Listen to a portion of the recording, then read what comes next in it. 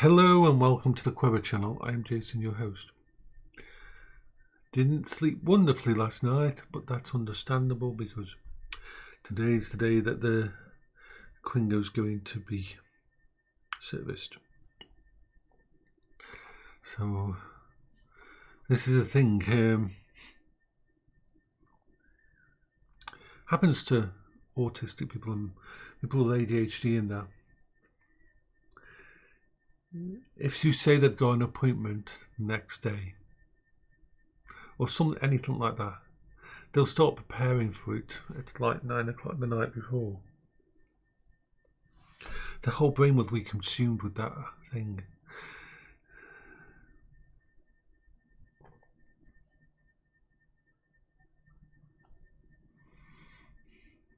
Now, one of the positive things that came out of actually going to exploring when my vehicular issues happened was I found that what's called Twig Street Chippy was still there. I don't know if it's the same owners, maybe not, I don't know. But that chip shop has been there in one form and another since I was a child. One of the last original ones I know of. And on my way home to settle my nerves, I managed to go in there and I ordered a sausage for the dogs. But I also noticed other things that they do there. Oh my God, they do pulled pork, they do braised steak on bHaptic, they do braised steak and chips, they do so many nice things there that probably wouldn't be good for my stomach and that, but one day I will take the journey all the way there just to, on my scooter, to get some stuff. I'll save up a little bit of money for going there. I wonder if they have a website. No, they don't seem to have an official webpage or anything. So yeah, if I want stuff from there, I'll probably go over. Bentley. I used to know all the places in Bentley where you could spend your time away from people.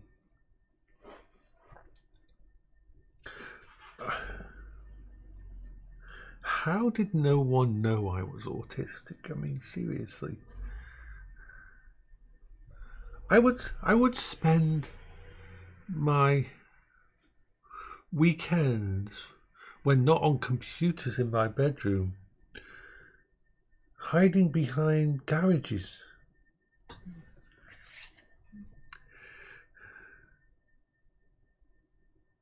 Hiding behind garages.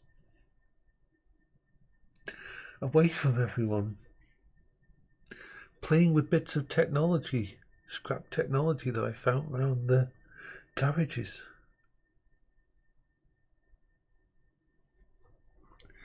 How did no one figure out that? I mean, I know the training wasn't there back then, but it's like, let's just have a look here.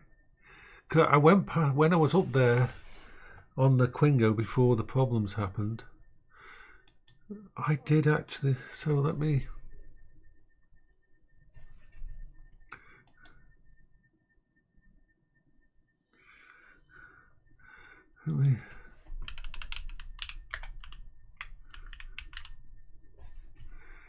okay, so I'll just pause this way I find. That there is Brackenfield Avenue. Well, the Brackenfield Avenue is up the top, that area. This is a garage area.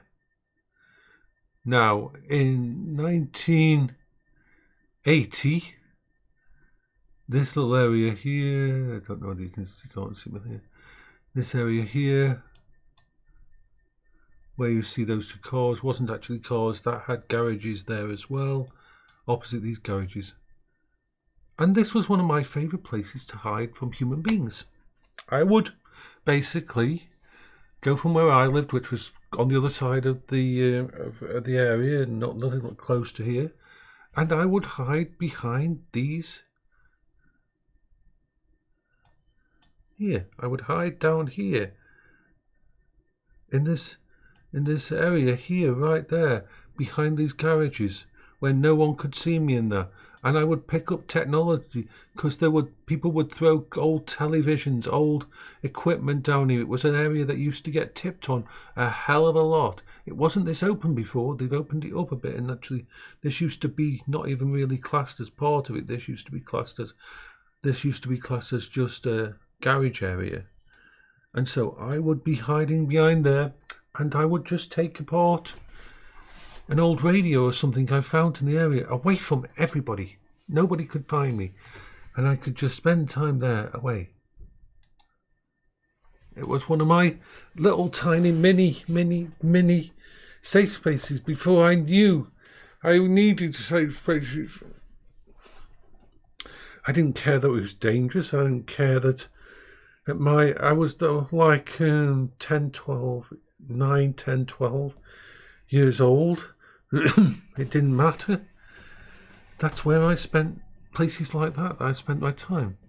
And I can find another one. Let's find the other one. On the other side of the area, probably about half a mile away. Okay, so let me find the way I would have gone. So,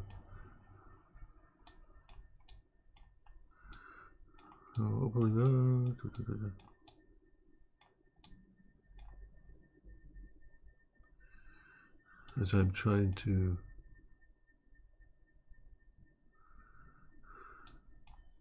find out if it still exists even. Okay, let's go to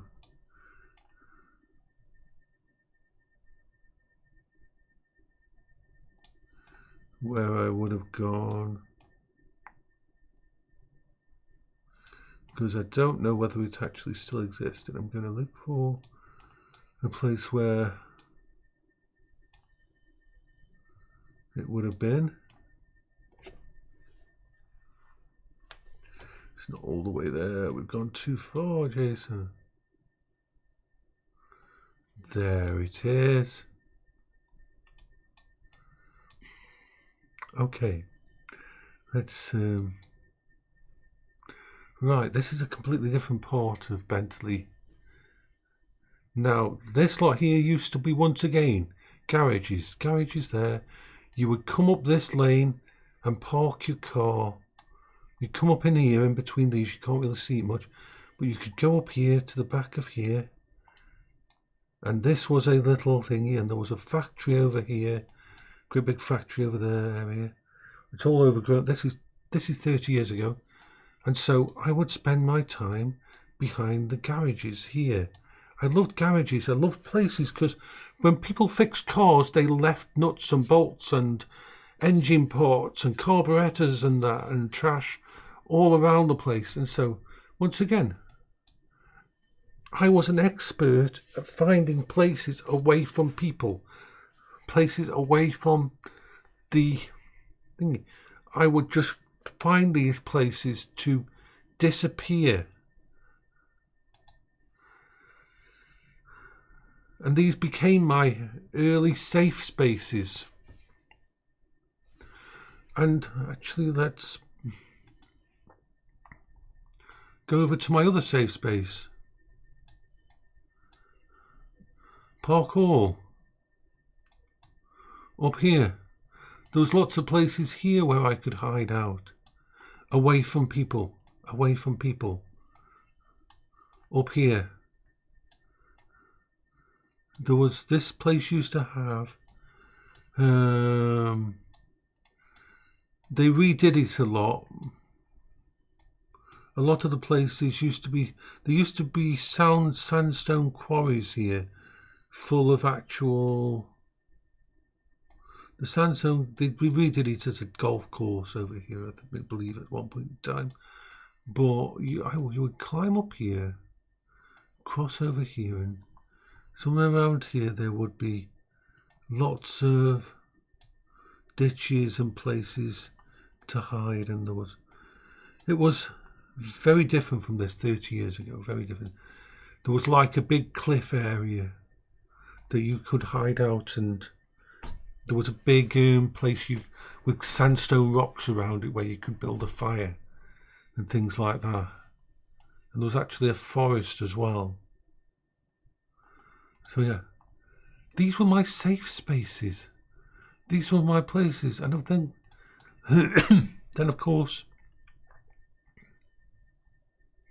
there was this.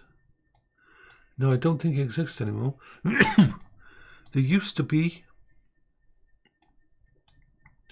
just here, an actual lake. Just here was a lake. Now it might still exist underneath all the foliage, but it used to be a lake here with a concrete bridge and like a little dam. The water used to collect in this lake and then go over and feed this little tiny brook that don't even know if the brook's still there, but I think it is because I used to follow it all the way down and so on. So I would find all these little places as a child. And my mum knew I was different, but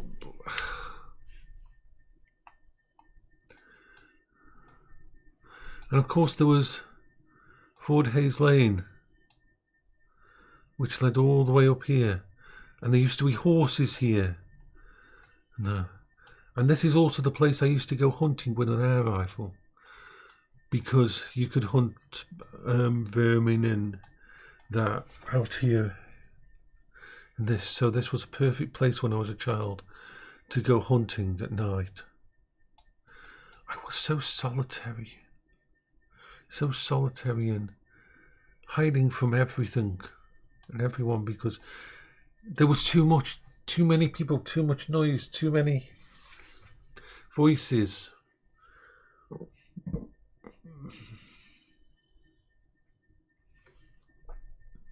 So yeah.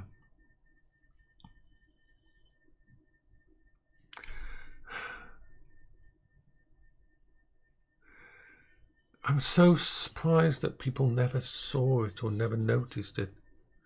But then again, I think a lot of us got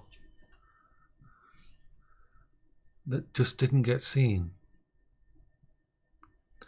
So yeah, I'm a bit antsy today. I've been doing bits and pieces, sorting out some computer bits and pieces. I need to move some stuff around in the house to make myself feel better. And I'm just waiting for things to be sorted. And waiting for the Quingo person to come and service and fix up my system.